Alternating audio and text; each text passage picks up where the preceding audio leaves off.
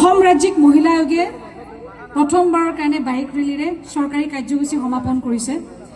ভাৰতবৰ্ষৰ কোনো ৰাজ্যই কোনো মহিলা আয়োগে এনেকুৱা কাৰণে অসমখন প্ৰথমখন ৰাজ্য য'ত বাইক ৰেলীৰে আমি এই কাৰ্যসূচী লৈছোঁ। আৰু আমাৰ কাৰ্যসূচী ৰাষ্ট্ৰীয় মহিলা আয়োগে আমাৰ নলবাৰী জিলা প্ৰশাসনৰ লগত বহিব, ইয়াতে আমাৰ সজাগতাৰ সভা কৰিব আৰু তেখেতে ইয়াৰ পৰা সন্ধিয়া ওলাই যাব দৰঙত, দৰং জিলাত কাৰ্যসূচী আছে আৰু তাৰ পৰা 6 তাৰিখে গুৱাহাটীত তেখেতৰ কাৰ্যসূচী আছে। আৰু অসম ৰাজ্যিক মহিলা আয়োগ অৰ্থাৎ আমি আমাৰ ৰাইডাৰসকলক লৈ পেলাই আমি যাম আজি বাক্সা জিলালৈ যাম, তাৰপিছত আমি চিৰাং যাম, তাৰপিছত আমি তামোলপুৰ। এই ফেজটোত আমি 3.5খন জিলা আমি সামৰিম।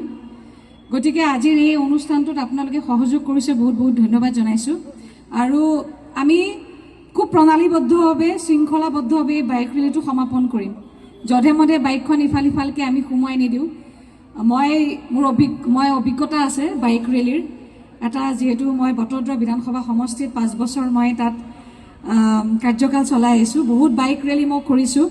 আৰু মোৰ যিটো অভিজ্ঞতা, মই ভাবোঁ যে বাইক ৰেলীটোৱে বহুতখিনি কথাই সূচাই দিয়ে।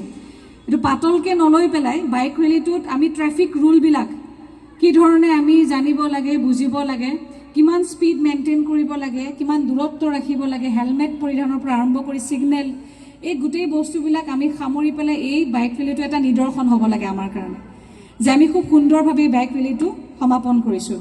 গতিকে অভাৰটেক কৰা অথবা কেমেৰা দেখিলে আমি উৎসাহিত হৈ আহি আগফালে অহাৰ যিটো এটা আমাৰ টেণ্ডেঞ্চি আছে, সেইটো ইয়াত ৰাখিব নালাগে। আৰু সেইকাৰণে মই মোৰ কেমেৰা পাৰ্চন বা মোৰ যিটো টীম আছে, মই সকলোকে কৈছোঁ যে ভালকৈ ইয়াতে ল'লে হ'ল, তাত কোনো খেলি মেলি হ'ব নালাগে ৰাস্তাত। আমি শনি ৰোডলৈকে যাম, তাৰ পৰা আমি এক পাক মাৰি পেলাই আমি ওলাই গুচি আহিম। গতিকে আৰু কিছু সময় মাত্ৰ, আৰু মই এইখিনি কৈ থাকোঁতে 5 মিনিটমান যাবই, আৰু 10 মিনিট আছে।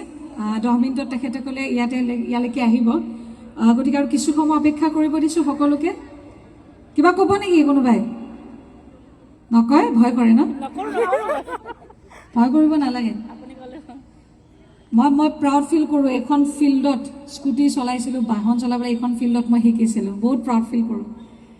আৰু সেইটোৰ পৰাই মোৰ আত্মবিশ্বাস বহুত বেছি প্ৰবল হৈছিল। আৰু আজি অসমত মই কিলোমিটাৰ চোৱা নাই, বাট আজি 3খন জিলা সামৰি পেলাই মোৰ 15খন জিলাত মই বাইক চলাম। 15খন জিলাত মই বুলি নহয়, মোৰ লগত বহুত শক্তিশালী আমাৰ বাইক ৰাইডাৰ্ছ আছে। এগৰাকী মীনাক্ষী বাইদেউ আছে নেকি ইয়াতে? মীনাক্ষী দাস, অসম গৌৰৱ। মীনাক্ষী বাইদেউ এইফালে এইখিনি যাওকচোন আপুনি। মীনাক্ষী বাইদেউ আমাৰ কাৰণে সাহস, কিয় মই চিনাকি কৰাই দিছোঁ, পিছত নেপাম মই।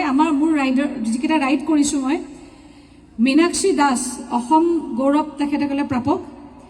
আৰু মীনাক্ষী বাইদেউ এগৰাকী মহিলা, তেখেতসকলে 64খন তেওঁ দেশ অকলে বাইক চলাই ভ্ৰমণ কৰি আহিছে। 64 ক'ত?